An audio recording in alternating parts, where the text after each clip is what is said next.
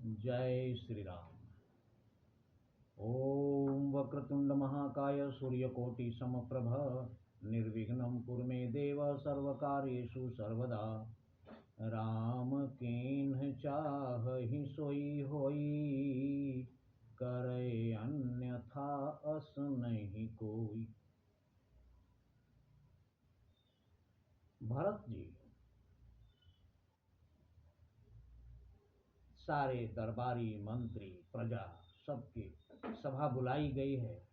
उसमें भरत जी वशिष्ठ जी से कहते हैं कि मेरे पिता जी के स्वर्गवास में और मेरे भाई भगवान श्री राम, लक्ष्मण और माता समान भाभी श्री जानकी जी के वनवास में मुख्य रूप से 4 आदमी कारण हैं।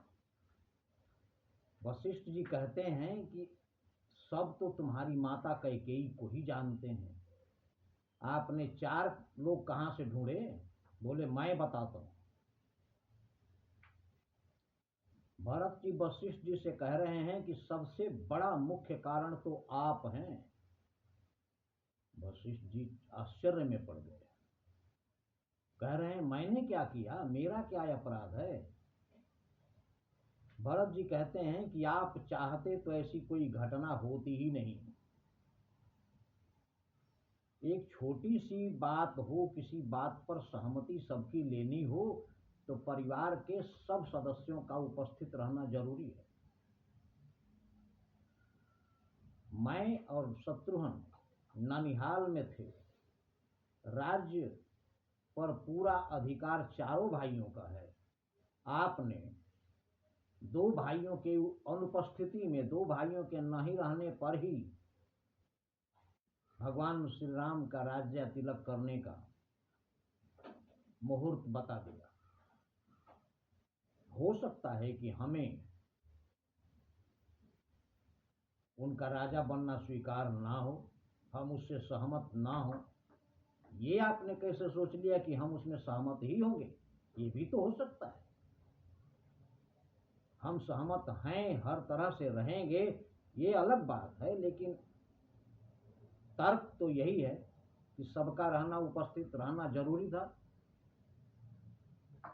वशिष्ठ जी बोले कि उस समय मुहूर्त कुछ ऐसा ही था कि इंतजार करने का समय नहीं था। भरत जी ने कहा दूसरा कोई मुहूर्त निकल जाता,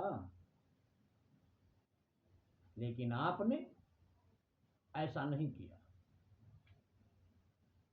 तब वशिष्ठ जी को अपनी गलती का एहसास हुआ और कह रहे हैं, सुनहु भरत भावी प्रबल, बिलखी कहे मुनिनाथ। बिलख कर, दुखी होकर, आंखों में अश्रु लिए वशिष्ठ जी कह रहे हैं कि भरत, भावी प्रबल, होनी सबसे बलवान है। जो होने वाला है, जो घटना होने वाली है वो होके रहेगी, उसे कोई नहीं रोक सकता। विधि का विधान अटल है। इसलिए सुनहु भरत भावी प्रबल, भावी प्रबल है, बिलख ही कहे मुनिनाथ। आंख में आंसू लिए हुए वशिष्ठ जी भरत जी से कह रहे हैं और कह रहे हैं कि हानि लाभ जीवन मरण, जस अपजस विधि हाथ। हानि लाभ जीवन मरण जस अपजस सब विधि के विधान के अनुसार ही होता है, उसमें और किसी का बस नहीं चलता है। इसलिए ये मान के चलो कि यही होनी लिखी थी। किंतु दूसरा अपराधी कौन है? भरत जी ने बोला दूसरा अपराधी है सुमंत। सुमंत जी के होश उड़ गए। सुमंत जी बोले हमने तो कुछ नहीं किया महाराज। युवराज कह रहे हैं कि पिताजी ने आपको आदेश दिया था कि राम, लक्ष्मण और सीता को वन में घुमाकर 2-4 दिन में वापस लेके आ जाना। जब तक आप आकर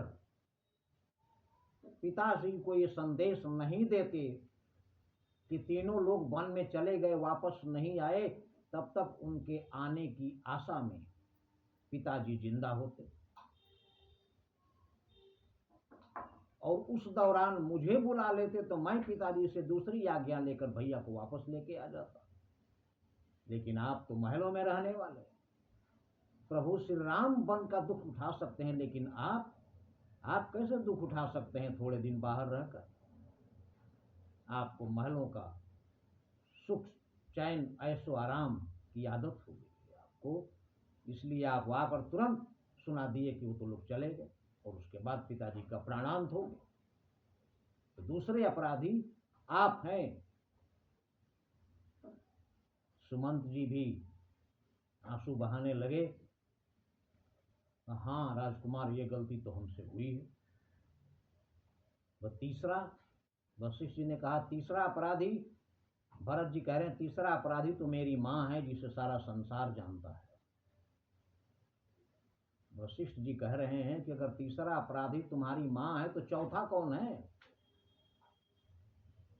भरत जी ने कहा चौथा अपराधी इतना नीच है, इतना गिरा हुआ इंसान है कि उसका नाम लेने में भी पाप लगेगा। उसका नाम ना ही लिया जाए तो अच्छा है, नहीं तो इस सभा का माहौल बिगड़ जाएगा। उतना घटिया गिरा हुआ इंसान और कोई संसार में है नहीं। वशिष्ठ जी ने बोला ऐसा कौन गिरा हुआ अयोध्या में है जिसका नाम लेने में भी पाप लगेगा? तब भरत जी ने बोला वो मैं हूं। जितने लोग बैठे थे सब रो पड़े। आप अपराधी? बोले सारा खेल मेरे लिए ही तो किया गया है।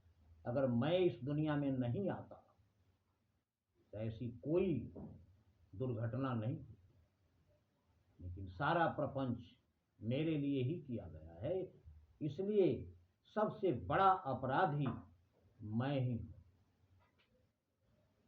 और मैं इस अपराध का पश्चाताप करूंगा, और कल सुबह मैं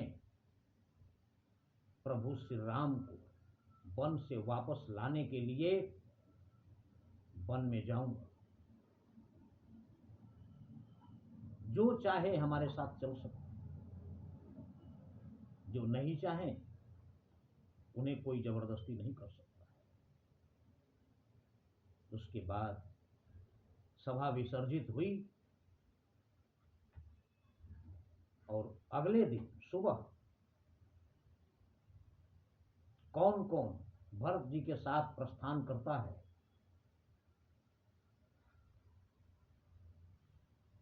और भरत जी किस प्रकार प्रभु श्री राम को मनाने के लिए वन की ओर प्रस्थान करते हैं, ये हमारे अगले वीडियो में।